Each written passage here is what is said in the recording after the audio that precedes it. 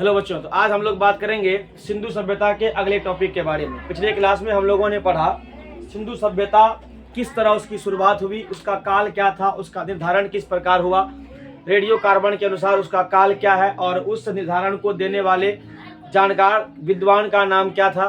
साथ ही साथ हम लोग उसमें सभ्यता के 6 शहरों के बारे में पढ़े और उस 6 शहर से 6 नगर से हमें क्या क्या मिला इसकी जानकारी हासिल की है। आज हम लोग ये जानेंगे कि सिंधु सभ्यता के लोगों का जीवन यापन किस तरह का था, यानी उनका सामाजिक जीवन किस तरह का था, आर्थिक जीवन किस तरह का था, धार्मिक जीवन किस तरह का था, वो लोग जीते किस तरह थे। जिस तरह अभी हम लोग इस दुनिया में रह रहे हैं तो हम लोगों का एक जीने का एक स्टाइल है, ठीक है, सबका अपना अपना स्टाइल होता है। उस तरह से सिंधु सभ्यता के लोगों का जीने का क्या तरीका था, क्या स्टाइल था, वो हम लोग जानेंगे। ठीक है, सबसे पहला आपका है सिंधु सभ्यता की नगर योजना। ठीक है, आपको पता होना चाहिए सिंधु सभ्यता एक नगरीय सभ्यता थी, यानी जिस तरह हम लोग आज के शहर को देखते हैं ना, उस तरह सिंधु सभ्यताएं भी थी, यानी गांव की तरह नहीं थी। इसका जो आज का सिस्टम जो शहर का है, उस तरह का सिस्टम किसका था? सिंधु सभ्यता का था।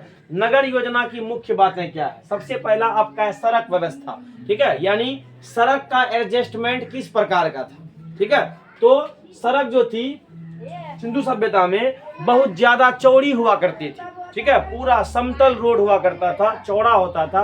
और एक खासियत क्या थी, एक सड़क दूसरे सड़क को समकोण पर काटती थी। मतलब ये हुआ 90 का एंगल बना के, जैसे मान लिया जाए एक सड़क ऐसे गया, ठीक है, दूसरा सीधा ऐसे आएगा, मतलब इस दो सड़क के बीच का जो एंगल होगा ना, वो कितना डिग्री का होगा? 90 डिग्री का। ठीक है, मतलब रोड जो अभी हम लोग का रोड क्या है, इस तरह टर्न ऐसे लेता, थोड़ा गोलाई देता है उसको। ठीक है, लेकिन जब सिंधु घाटी सभ्यता थी उस समय क्या था, सड़क जैसे आया ना, ये पूरा 90 के एंगल के साथ घूमता था।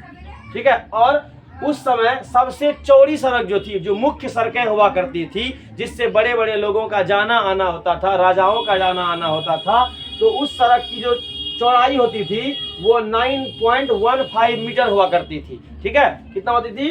9.1 मीटर। ये आपका क्या हो गया? मुख्य सड़क, यानी मेन जो रोड था। उसके बाद मुख्य सड़क के अलावे जो बाकी सड़कें हो, इस तरह अभी हम लोगों के होता है ना, NH होता है, नेशनल हाईवे के अलावे स्टेट हाईवे होता है, हम लोगों का अपना गांव वाला रोड होता है, सबका चौड़ाई क्या होता है? डिफरेंट होता है। तो उस समय की मुख्य सड़क की चौड़ाई कितनी थी? 9.15 मीटर की। और इसके बाद जो नॉर्मल सड़कें हुआ करती थी उसकी चौड़ाई 2.75 से लेकर 3.66 मीटर तक होती थी। ठीक है, तो ये था वहां का सड़क व्यवस्था, किस समय का? सिंधु सभ्यता का। ठीक है, आगे है जल निकास प्रणाली। जल मतलब हो गया पानी, निकास का मतलब निकलना, प्रणाली का मतलब हो गया सिस्टम। जैसे अपना लोग के अभी ट्यूबवेल है घर में, तो पानी को निकलने का एक रास्ता बना के रखते हो ना, किने रखते हो? रास्ता बना हुआ रहता, हमारा पानी कहाँ जाएगा। ठीक है, तो हम लोग नाली बनाते हैं। उस समय भी क्या था? जल निकास प्रणाली की व्यवस्था था। हर घर से नाली था, वो नाली जाके मुख्य नाली में जुड़ता था। ठीक है, कुछ इस तरह का हुआ करता था।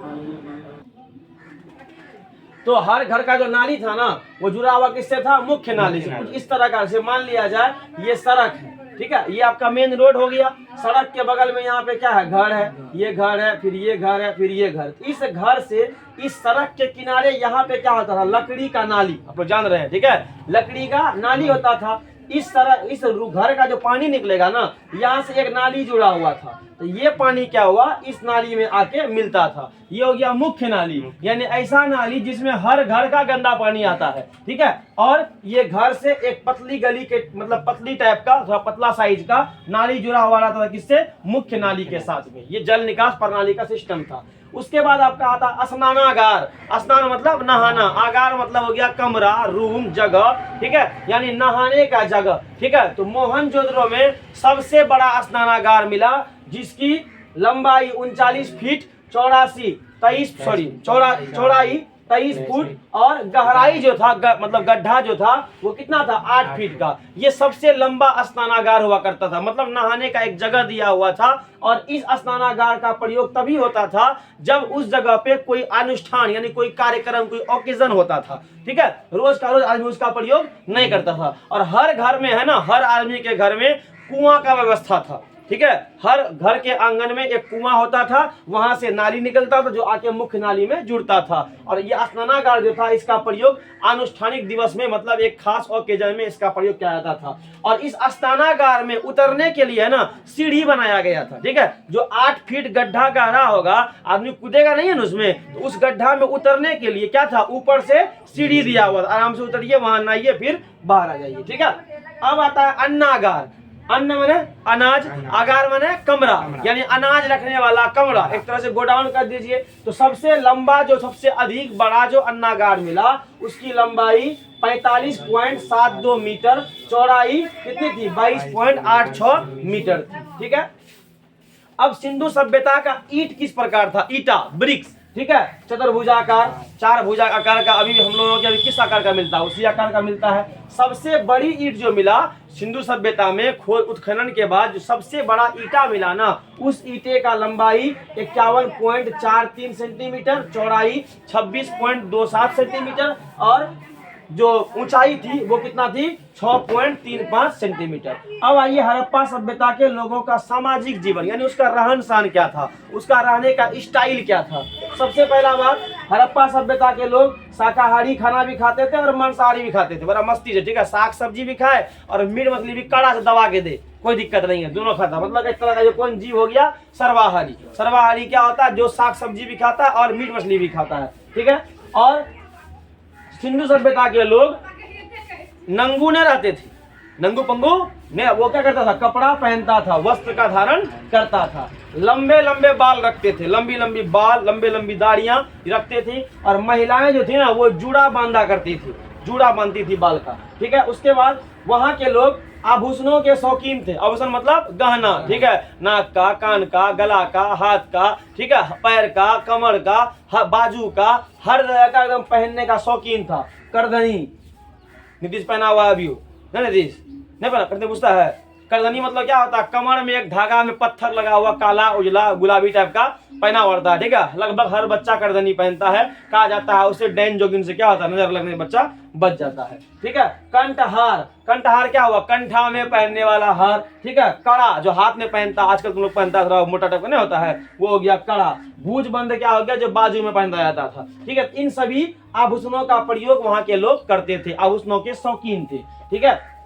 श्रृंगार के शौकीन, ठीक है। अब लड़का लोग तो था ही, लड़की लोग तो थी, थोड़ा थोड़ा लड़का भी थोड़ा लिपस्टिक नहीं लगाएगा, काजल पाउडर कर लिया करता था, ठीक है। उस समय के लोग काजल से, पाउडर से, लिपस्टिक से क्या थे, परिचित थे। और आपको पता है कि लिपस्टिक कहाँ से मिला था, चनुद्रो से। कहाँ से मिला था, चनुद्रो से। तो वहाँ के लोग एकदम काजल पाउडर, स्नो पाउडर, क्रीम एकदम पोत पात के तैयार रहता था, कोई दिक्कत नहीं था, चक करते रहता था, ठीक है। मिट्टी एवं धातुओं के बर्तन का प्रयोग, यानी सिंधु सभ्यता के लोग मिट्टी और धातु यानी मेटल के बने बर्तनों का भी प्रयोग किया करते थे। नृत्य के शौकीन, नाच गान का शौकीन था, ठीक है। यानी कैसे जाना, हम लोग को वो फोटो मिला, पत्थर पे टुकड़ा मिला, चित्र मिला, जिससे विद्वान जो है ये बात एक अनुमान लगाया कि अगर ऐसा मिला, इसका मतलब है सिंधु सभ्यता, हड़प्पा सभ्यता के जो लोग थे ना, वो नृत्य का यानी नाच का शौकीन था, करता था। शिकार के शौकीन थे, ठीक है। आप लोग हम पहले ही बताए थे उस क्लास में कि एक ऐसा चित्र में सिक्का मिला था जिसमें एक मनुष्य तीर मारता हुआ हिरण को दिखाई दे रहा है, इसका मतलब क्या है। और उसके बाद मछली पकड़ने का कांटा भी मिला था, इससे साफ साफ साबित होता था कि वहां के लोग शिकार के शौकीन थे। तो ये था हड़प्पा सभ्यता के लोगों का सामाजिक जीवन, इस तरह वो जीता था। अब आइए धार्मिक जीवन, ठीक है, यानी क्या धर्म के प्रति क्या निष्ठा थी, ठीक। किसी मंदिर का साक्ष्य नहीं, कहने का यह अर्थ हुआ हड़प्पा सभ्यता में कोई भी ऐसा मंदिर नहीं मिला, ठीक है, या ऐसा कोई भवन नहीं मिला जिससे यह पता चले या उसको मंदिर की संज्ञा दी जा सके, जिस तरह मेसोपोटामिया में मिला, मिस्र सभ्यता में मिला। लेकिन सिंधु सभ्यता में कोई मंदिर का प्रमाण नहीं है। लेकिन एक बात का प्रूफ मिला है कि मातृ देवी की पूजा होती थी, यानी भगवान तो पुरुष भी होता है, भगवान महिलाएं भी होती है, तो पुरुष भगवान का नहीं लेकिन महिला भगवान का चर्चा वहां देखने के लिए मिला है। स्त्री के गर्भ से निकलता पौधा, यानी एक ऐसा फिगर मिला है, एक ऐसा फोटो मिला है जिसमें महिला के पेट से पौधा निकलता हुआ दिखाई दिया है। इससे यह साबित होता है जिस तरह हम लोग का जन्म माँ के पेट से हुआ ना, एक महिला के पेट से हुआ ना, उस तरह पेड़ का जन्म कहां से होता है? धरती के पेट से होता है कि नहीं होता है? तो माँ जन्म देने वाली कौन होती है? माँ होती है। उस तरह जो गाछ वृक्ष को जन्म दिया वो कौन माँ हो गई? धरती माँ हो गई। तो धरती को व्यक्ति उर्वरता की देवी मानते थे। इस फोटो साबित हुआ, ये धरती को उर्वरता की देवी मानते थे। और एक ऐसा चीज मिला, एक ऐसा पुरुष मिला जिसका 3 मुंह था, रियल पुरुष नहीं, फोटो, ठीक है। 3 मुख वाला पुरुष मिला जिसके सर पर 3 सिंग थे, ठीक है। और वो आसन टाइप का, मतलब पलथी मार के बैठा हुआ था, जिसके बाईं ओर एक गेंडा और एक भैंसा था, जिसके दाहिने ओर एक हाथी और एक बाघ था, और सामने की ओर कौन था? हिरन था। कौन था? हिरन था। बायां ओर गेंडा भैंसा, ठीक है, दाहिना ओर हाथी बाघ और सामने की ओर हिरन, ठीक है। लिंग योनि, पत्थर और मिट्टी का लिंग योनि मिला है। लिंग योनि क्या होता है? महिला का जो सेक्सुअल पार्ट होता है, जिसको प्राइवेट पार्ट कहा जाता है, उसी को हम लोग योनि कहते हैं। इसको अंग्रेजी में भेजिना कहते हैं, ठीक है। तो लिंग योनि मिलने से यह साबित हुआ कि वहां के लोग, हड़प्पा सभ्यता के लोग, लिंग की भी पूजा किया करते थे, ठीक है। चूंकि साक्ष्य मिला, इसका मतलब है उसकी पूजा होती थी। उसके बाद क्या हुआ? वृक्ष का पूजा, मतलब हड़प्पा सभ्यता के लोग जो थे वो गाछ वृक्ष की पूजा करते थे। क्यों? इसका भी एक प्रूफ मिला है, एक पत्थर मिला जिसपे पीपल के गाछ का नोट हो बना हुआ, क्या मिला? फोटो मिला, चित्र मिला। तो साबित हुआ कि आदमी वृक्ष की पूजा करते थे, ठीक है। कुबर वाला बैल, बुझता है? बैल जो नॉर्मल जो बैल होता है ना, वो देखना, बैल के गर्दन से थोड़ा पीछे एक इतना गुड़ा टाइप का, मतलब हाइट टाइप का निकला हुआ, उसको बोलते हैं कुबर, ठीक है। तो कुबर वाला बैल जो था विशेष पूजनीय था, यानी उस बैल की बहुत अच्छी पूजा की जाती थी। मतलब कहने का ये, वो आदमी के उसके प्रति एक निष्ठा थी कि वो बैल क्या है? भगवान का एक रूप है, उसकी पूजा करते थे, ठीक है। नाग पूजा, नाग समझ रहा है ना, नागिन नाग, ठीक है, नाग सांप, उसकी भी पूजा हुआ करते थे। ताबीज मिला, ठीक है, ताबीज मिला। तो ताबीज से यह बात प्रूव हुआ कि लोग क्या था? अंधविश्वास से परिचित था, ठीक है। ताबीज का मतलब क्या माना जाता है? अंधविश्वास, यानी झाड़ फूक जिसको कहते हो, वो क्या है? एक अंधविश्वास है। ताबीज मिलने का यह मतलब है कि हड़प्पा सभ्यता के जो लोग थे ना, वो अंधविश्वास से ग्रसित थे, यानी वो मानते थे भूत प्रेत होता है, लेकिन साइंस की दुनिया इस बात को नहीं मानती है, ठीक। उसके बाद स्वास्तिक, ये है आपका स्वास्तिक का चिन्ह। स्वास्तिक का भी चिन्ह मिला। इससे ये साबित होता है कि लोग सूर्य, इसको किससे रिलेट कर दिया? सूर्य पूजा से, मतलब सूर्य की भी पूजा किया करते थे, सूर्य नमस्कार समझता होगा, ठीक है। अग्नि पूजा, आग की भी पूजा होती थी, ठीक है, आग की भी पूजा होती थी। मृतक संस्कार, ठीक है, यानी मरने के बाद जो होता है संस्कार, उसको हम लोग कहते हैं ना अंतिम संस्कार या मृतक संस्कार, ठीक है। इसका 3 तरह का टाइप था। सुन के बड़ा अजीब लगेगा। पहला टाइप क्या था? अगर कोई इंसान मर गया ना, सीधा जाके उसको गाड़ दिया, ठीक है, जो अधिकांश मुस्लिम समाज करता है, ठीक है। आदमी मरता है, उसका जनाजा होता है, उसके बाद जाकर उसको कब्रिस्तान में गाड़ देता है, ठीक है। दूसरा क्या था कि मरने के बाद, ठीक है, मरने के बाद आदमी को जला देता था। 2 हो गया, पहला गाड़ना, दूसरा हो गया जलाना, जो हिंदू समाज अधिकांश करता है, ठीक है। तीसरा था, सुन के बड़ा आश्चर्य होगा, मरने के बाद पहले उसको कहीं खाली जगह पर जाकर रख दिया, ऐसी बॉडी को, ठीक है। उसके बाद चील, कौवा, पक्षी, कुत्ता, बिल्ली उसको खाएगा, ठीक है। उसके खाने के बाद जो हड्डी गुड्डी बच जाएगा ना, उसको जाके तब क्या करेगा? मिट्टी कोड़ के गाड़ेगा। तो ये 3 तरह का संस्कार चलता था, किसमें?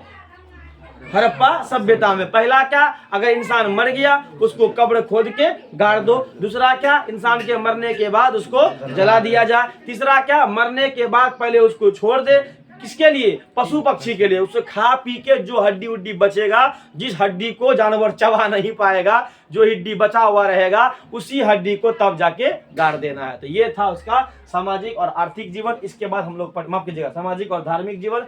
इसके बाद हम लोग पढ़ेंगे इसके बारे में, आर्थिक जीवन के बारे में। धन्यवाद।